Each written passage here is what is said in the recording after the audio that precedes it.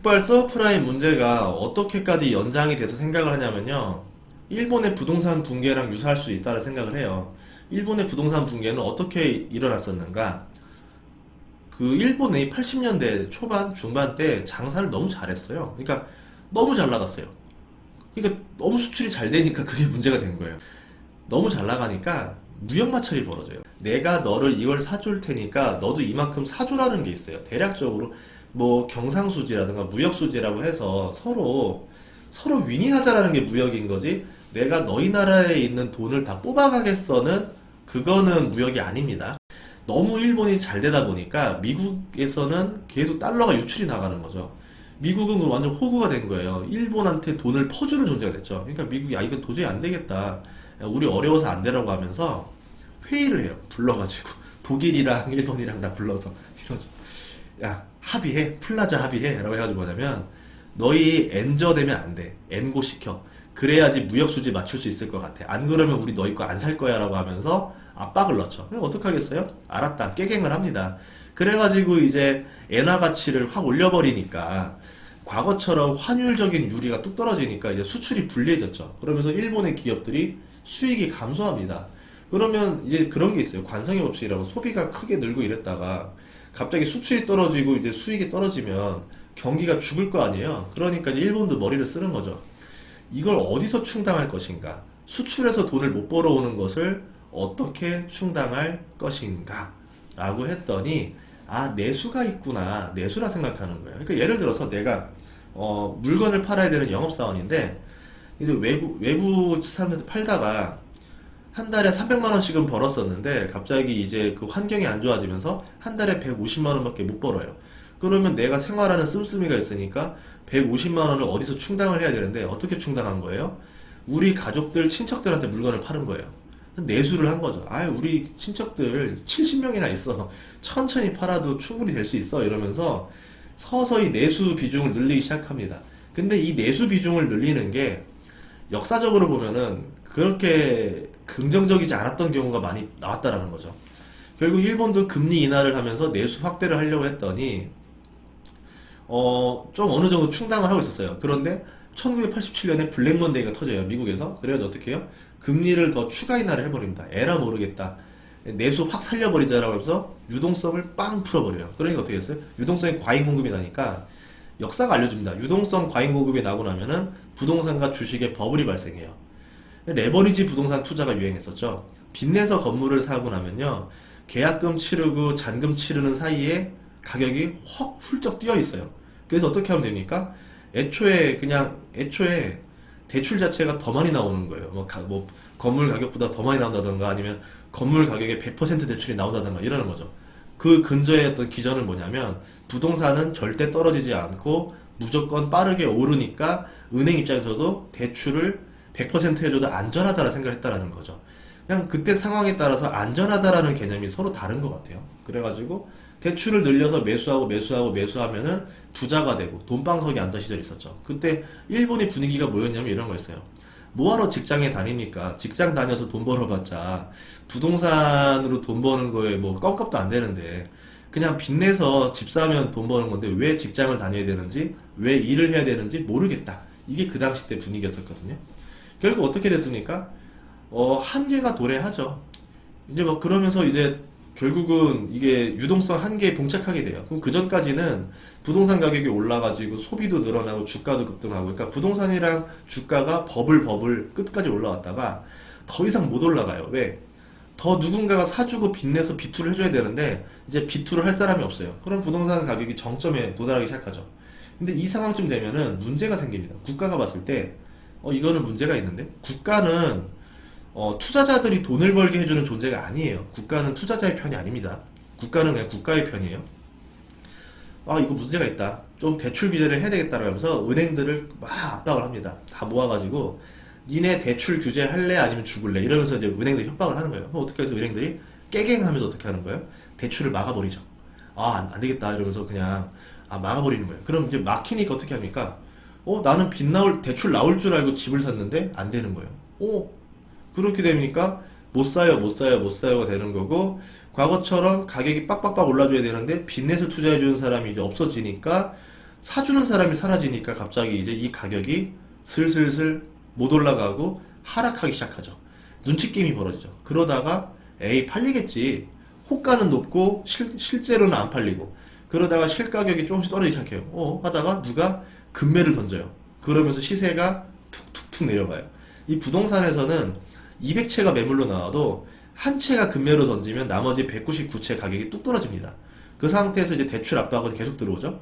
그럼 대출 못 갚죠? 디폴트 나죠? 한 명이 디폴트 나기 시작하면은 이제 가격이 다 떨어지기 시작하니까 연쇄 디폴트가 나죠? 그러면서 장기 불황으로 가버렸죠.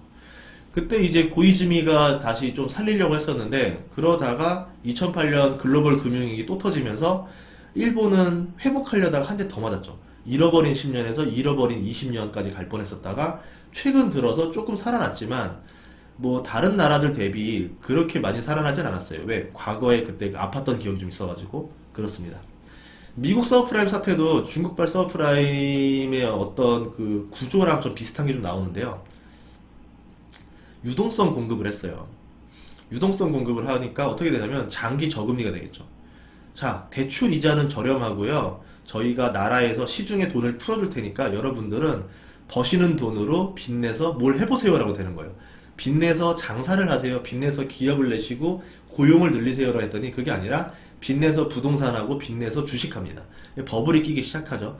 그게 예전에 2000년도 초반에 그린스펀 때인데 그럴 수밖에 없었던 이유가 뭐냐면 2000년, 2001년 그때 IT 버블이 터졌어요. 미국에서도. 그러니까 막 실업자가 쏟아져 나오고 그때 캘리포니아 쪽에 그때 미국에 뭐 있었죠? 다시. 그때 미국에서도 굉장히 실업자가 많이 나왔어요. 그러니까 이제 실리콘밸리에서 막 400만 명인가 쏟아져 나오니까 이거 안 되겠다라고 해가지고 어떻게 해서 살리고 보자가 된 거죠. 그리고 그때 뭐였냐면 애매한 상태에서 유동성 공급을 멈추는 것보다 차라리 한 몇 년 쫙 주는 게 낫다. 유동성을 쭉 밀어줘야지만 경제가 완벽히 살아난다. 그러지 않으면은 돈만 풀리고 경기는 못 살아나는 스태그가 벌어질 수 있다라는 우려가 생기면서 돈을 빡 넣어줍니다. 지금 파월이 약간 그런 관점을 가지고 있는 것 같아요. 그러다 보니까 빚내서 집 사면 돈을 버는 시기가 몇 년 동안 왔다라는 거죠. 한 5년, 6년 왔었죠. 그러면서 이제 서브프라임 형태, 집값의 120% 대출로 나오기 시작하고 저신용자 대출, 이게 서브프라임이죠. 저신용자 대출도 늘어나기 시작합니다. 저신용자 대출은 뭐냐면 우리가 말하는 뭐 중금리 대출 이런 거라 보면 돼요. 고금리 대출이지 그게 어떻게 중금리 대출이에요. 막 저축은행에서 빌려주는 거 다 고금리입니다. 그러니까 뭐냐면 이자가 비싼데 고금리 대출입니다. 그런 사람들이 약간 부담스러워하니까 중금리예요. 은행보다는 이자가 좀 비싸긴 하지만 그래도 우리가 돈을 빌려줄게 이러면서 꼬십니다. 그 대출 받아서 집 사라 그러는 거예요. 그러면 그 채권은 뭐가 됩니까? 고수익, 고위험이지만 이걸 또 살짝 팔아버려요. 그 채권을 다시 어떻게 하냐면 잘 포장을 해가지고 포장지를 예쁘게 만들어요. 그럼 어떻게 합니까? 이거는요 수익률은 굉장히 높은데 위험은 낮아졌어요. 그럼 위험이 왜 낮아졌나요? 이랬더니 저신용자들 1만 명을 모아가지고요 채권을 다 섞었어요 라고 하는 거예요. 그럼 저신용자 뭐 한 100명 정도 부도나는 걸로는요 이 채권이 부담도 없어요. 그러니까 이 채권은 안전하고 수익률이 굉장히 높은 사업입니다 라고 말을 하는 거죠. 그런데 전제 조건이 잘못되어 있다는 거죠. 전제 조건은 뭐다? 부동산 가격이 크게 하락한다라는 게 없다라는 거죠. 부동산 가격이 하락하지 않는다라는 조건에서 저신용자 몇 명 부도나는 걸로는 채권에 영향이 없을 것이다. 왜? 집값은 계속 오르니까. 이런 구조를 만들었다라는 거죠. MBS라고 해서 이 모기지 채권이라는 게 있는데 이거를 쪼개고 모아가지고 CDO를 만든 거예요. 그러니까 모기지 채권이 문제가 없을 거라 생각하니까 CDO를 만들었고 이 CDO라는 게 이제 고위험 고수익인데 이것도 문제가 없다고 생각하는 이유 중에 하나 뭐냐면 MBS 가격이 떨어지지 않을 것이다. MBS는 문제가 날 수 없다고 생각했다라는 거죠. 그래서 위험도를 세 단계로 나눴었어요. 이 CDO도 나름대로 초고수익, 고수익, 약간 중수익 이런 식으로 3단계로 만들어서 안정성에 따라 좀 달라집니다 말했는데 결국 뭐냐면 MBS 가격이 박살나면 다 죽는 상품이 CDO예요. 이 CDO를 다시 또 분류하고 또 모아요. 또 섞어요. 그래가지고 이제 CDO에 CDO를 만들어요. 그러니까 한마디로 뭐냐면 MBS는 예를 들어 시장이 뭐 1000조 단위다 그러면 MBS를 가상으로 만들어서 실물도 없는 투자 상품이 만들어지는 거죠. 이 실물도 없는 투자 상품이 뭐 5천조 상품, 뭐 1조, 뭐 1경 상품 이렇게 만들어지니까 MBS가 1000조가 부도나면 1000조의 실패가 나야 되는데 시장에서는 1경이 넘는 피해가 발생한다는 거죠. 이게 파생의 무서움이라는 거예요. 그게 그때 미국 서브프라임 문제였다는 거고, 결국 어떻게 됐습니까? 이 MBS가 휴지 조각이 되면서 파생 상품들이 연쇄 파산이 했다는 거죠. 물론 알고 있었어요. 2006년인가 그때부터 그런 부담이 나오기 시작하니까 투자자들도 좀 리스크가 있지 않겠느냐라고 하면서 약간 좀 꺼려하니까 이런 걸 만들죠. 그러면은 CDO가 부도가 났을 때 이거를 보증해주는 CDS라는 보험을 만들겠다라고 해서 그때 AIG인가 그랬을 거예요. AIG인가 보험사 만들어가지고 이걸 팔아 수익을 냅니다.